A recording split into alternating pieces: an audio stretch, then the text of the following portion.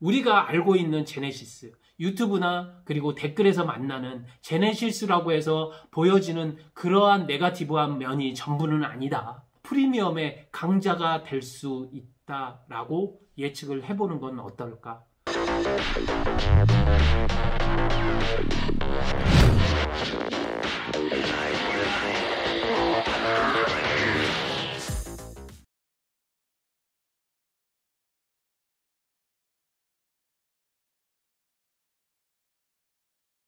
안녕하십니까? 세상 모든 차들에 대한 시우카의 시각으로 살펴보는 카피셜 시간입니다. 오늘의 주제는 바로 이겁니다. 정의선의 야심작 제네시스 출범 5년 만에 40만 대 판매 눈앞. 2015년 직접 이름을 정하면서 출사표를 냈고 프리미엄 브랜드 발돋움 기반을 다졌다. 올해 국내 벤츠 BMW 판매량을 웃돌았다라고 타이틀이 들어와 있네요. 제네시스에 대한 이야기입니다. 대체적으로 제가 살펴본 언론 기사들은 호의적이었고 그리고 유튜버들은 네거티브한 동영상들이 많았고 댓글들도 역시 그렇게 호의적이지는 않았다. 제 눈이 문제가 있을까요?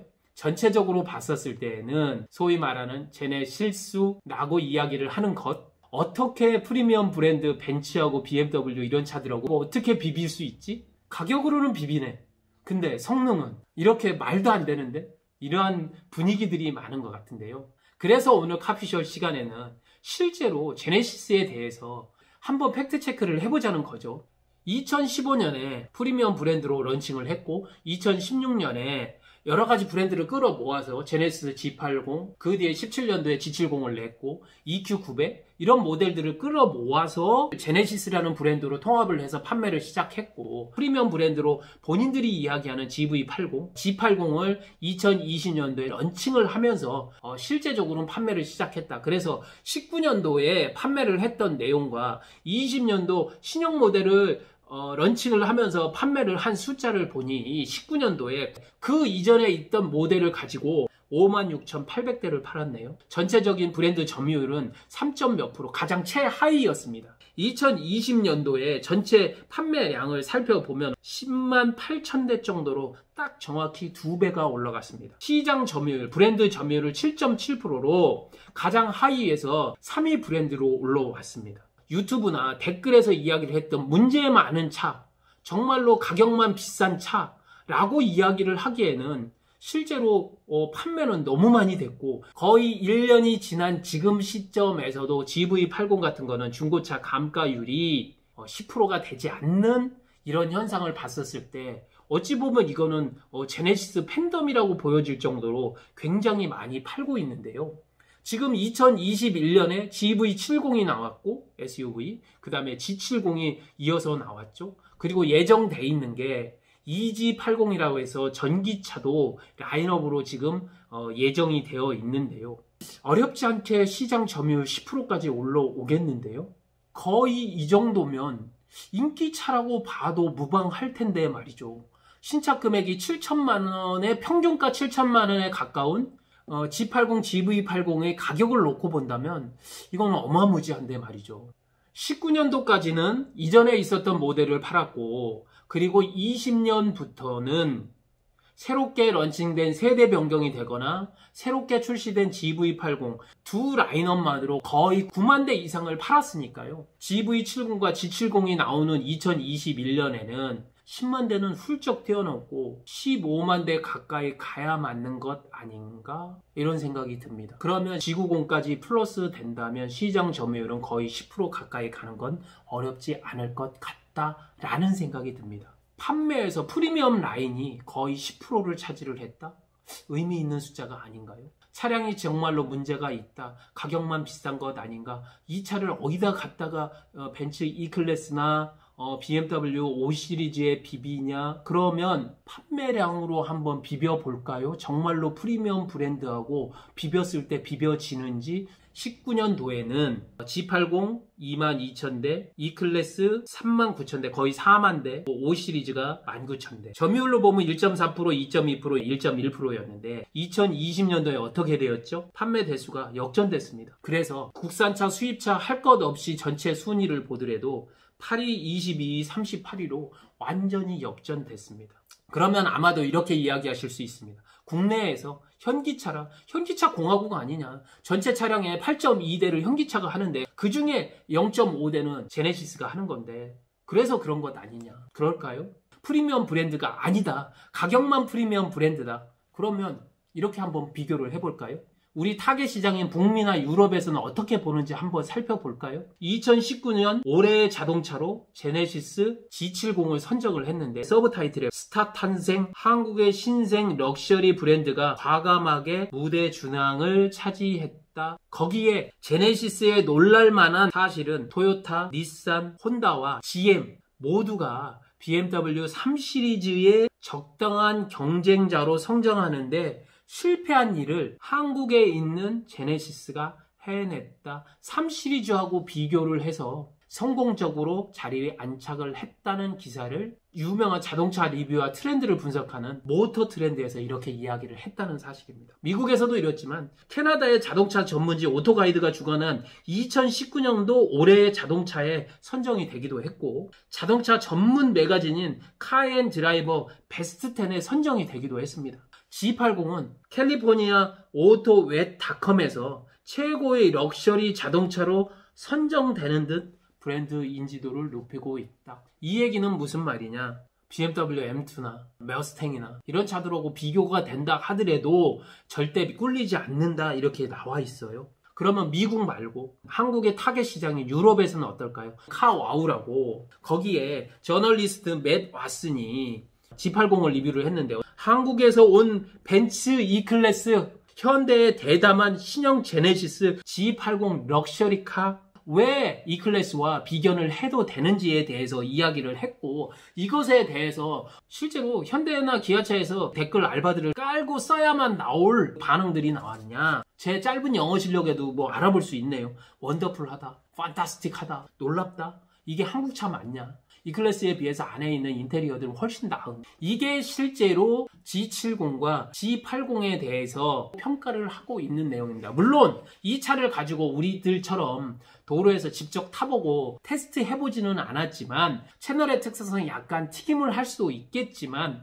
그렇다 하더라도 공정성을 가지고 있는 카와우 같은 곳에서 비교적 정확하게 비교를 했다고 봤었을 때 E클래스 5시리즈와 성능상으로 비벼볼 수 있느냐에 대한 답을 객관적으로 해외 유명한 유튜버들, 리뷰어들, 댓글러들이 이야기를 해주지 않느냐. 그러면 우리가 아까 처음에 봤었던 제네 실수라고 얘기를 해서 우리 제네시스에 대해서 우리가 가지고 있던 네거티브한 시각 별로 좋게 생각 안 하고 댓글도 엄청 안 나오고 많은 유튜버들이 문제 있지 않느냐, 더 좀 잘할 수 있지 않느냐 라고 얘기를 했던 시각과는 약간 차이를 가지고 있지 않느냐 라는 생각을 안 해볼 수는 없습니다.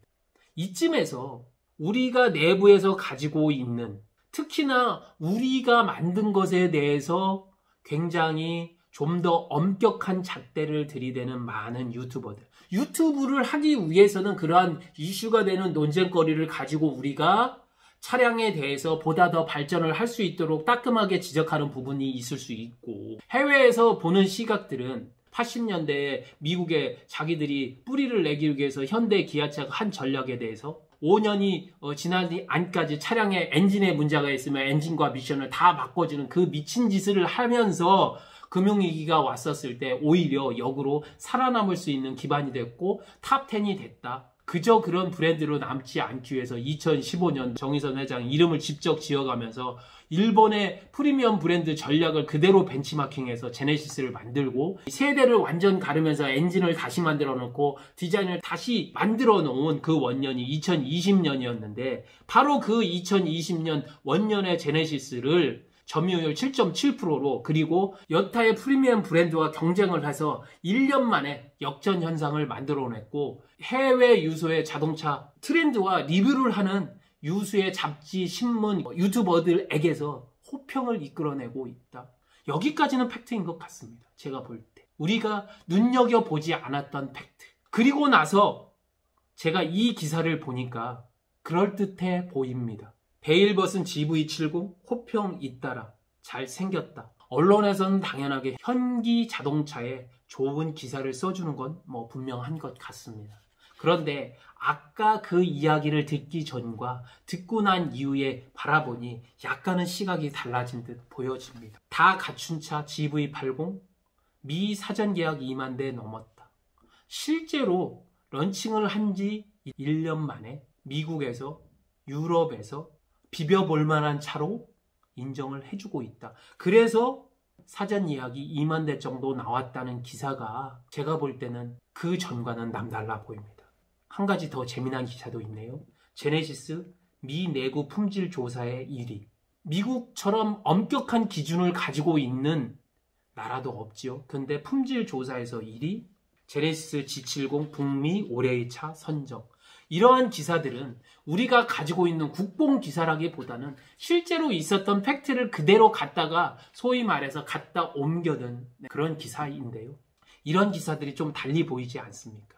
여러분들 누구나 요즘 주식 안 하시는 분들은 없죠. 현대 기아 자동차의 주식을 혹시 눈여겨보셨습니까? 물론 전반적으로 1년 전에 비해서 전체적으로 주식이 1,400대 있다가 지금은 거의 2배 이상 2.5배 가까이 올라온 3,100을 지금 뚫고 최상으로 가고 있습니다만 주식은 미래 가치에 대한 반영이죠. 현대 기아차가 왜 이렇게 공격적으로 M&A를 하면서 세계에 있는 유수 기업들에게 투자를 하고 전략적인 제휴를 하고 있을까요? 그 이유는 바로 미래의 모빌리티는 결국은 두 축이기 때문에 그렇습니다. 두 가지 방향에서 보고 있는데요. 하나는 전기차, 하나는 수소차. 현대는 이 두 가지 기술을 다 가지고 있다. 전략적인 제휴를 통해서 많은 자동차 기업들이 있지만 이 두 가지 기술을 가지고 있는 거의 유일한 기업이 현대 기아차다.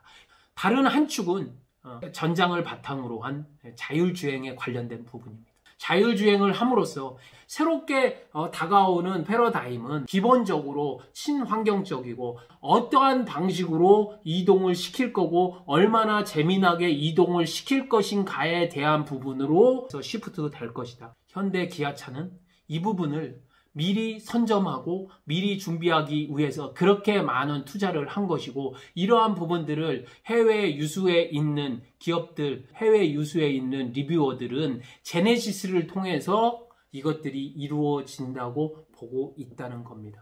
누가 보더라도 현대 기아에서 새롭게 발전시키고 있는 기술들에 대해서 첫 번째 테스트 베드로 EG80 전기차로 대별되는 이 차가 올해 출시가 되면서 아마도 첫 스타트를 끊게 되지 않겠느냐. 연이어 나오는 많은 차들 그리고 연이어 나오는 많은 모빌리티들이 바로 제네시스란 이름의 브랜드를 달고 시장에 나올 것이다 라는 점은 의심할 여지가 없다는 것이 제가 생각할 때 제네시스에 대해서 다시 한번 봐야 되는 바로 그런 부분이 아닌가라고 생각을 합니다. 우리가 알고 있는 제네시스, 유튜브나 그리고 댓글에서 만나는 제네시스라고 해서 보여지는 그러한 네거티브한 면이 전부는 아니다. 프리미엄의 강자가 될 수 있다라고 예측을 해보는 건 어떨까?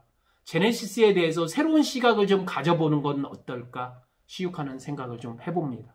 이렇게 이야기를 하면 많은 분들이 욕을 하실 수도 있고 말도 안 되는 이야기를 할 수 있네 라고 이야기를 하실 수 있지만 숫자를 체크해봐도 그리고 해외의 사례를 본다 하더라도 해외 전문기관에 특히 차량을 평가 수치를 보면 제네시스의 나름 돌풍은 찻잔 속의 태풍으로 끝나지는 않을 것 같다. 대한민국 국민들만 좋아하는 브랜드로 끝나지 않을 것 같다는 생각이 강하게 듭니다. 제네시스 언젠가는 브랜드대로 날아오르지 않을까 생각해보면서 제네시스에 대해서 중고차나 신차 리스에 대해서 궁금하신 분이 있으면 네이버 밴드에 오셔서 언제든지 문의 주시면 저희가 도움이 되도록 하겠습니다. 세상의 모든 자동차 이야기 카피셜 시우카TV의 정진환이었습니다.